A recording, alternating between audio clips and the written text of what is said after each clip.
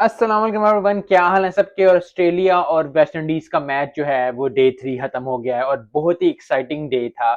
I think Australia ने वही किया जो सारी टीमों के साथ करती है।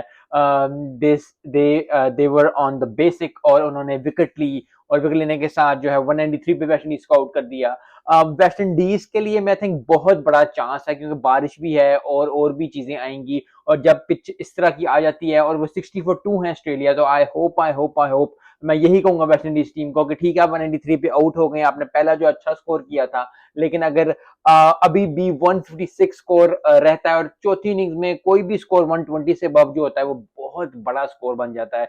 आई होप कि कल जो है बारिश की वजह से जो अगर कह रहे हैं कि जी शायद दिन डिले हो जाए या कुछ हो जाए, अगर वेस्ट को चांस मिलता है तो they have to believe in themselves, उनके पास बहुत अच्छा चांस है। पाकिस्तान को भी इसका चांसेस मिले, श्रीलंका को भी इसका चांसेस मिलते हैं, लेकिन कोई टीम कैपिटलाइज नहीं कर पाती। तो आई होप वेस्ट इंडीज को ये विन चाहिए, वेस्ट इंडीज के फैंस को ये विन चाहिए। आई होप कि वेस्ट इंडीज जो है वो बहुत अच्छी परफॉर्मेंस दे।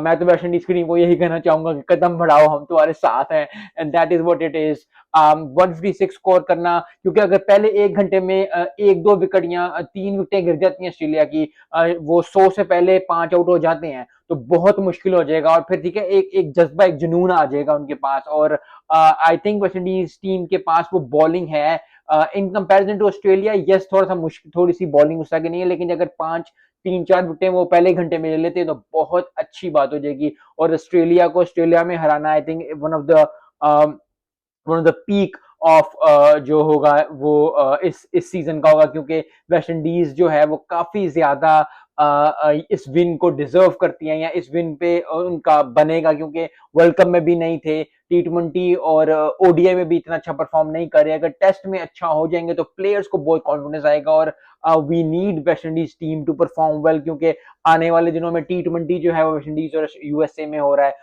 सो वेस्ट इंडीज टीम को कॉन्फिडेंस मिलेगा, क्योंकि जब सबसे बड़ा गेम यही होती है कि टेस्ट ही सबसे अच्छा सबसे बड़ी गेम होती है। सब लोग जितने भी, आप विराट कोहली देख लें, रिकी पॉन्टिंग देख लें, वसीम अकरम देख लें, शोएब अख्तर देख लें, राशिद लतीफ, इम्तियाज उल हक, कोई भी, सचिन तेंदुलकर, कोई भी आप प्लेयर देख लें, किसी का प्लेयर का नाम भूलूं तो आई एम रियली सॉरी, लेकिन जितने भी ग्रेट्स ऑफ द वर्ल्ड हैं, चमिंदावास थे या हैं या रहेंगे, वो टेस्ट को बहुत ज्यादा वैल्यू देते हैं, and that is what it is. I think 150 score जो है, 156 स्कोर जो है वेस्ट इंडीज के लिए, आई एम होपिंग कि ऑस्ट्रेलिया को ये स्कोर जो है लड़ जाए और अच्छी परफॉर्मेंस वेस्ट इंडीज की तरफ देखने को मिले।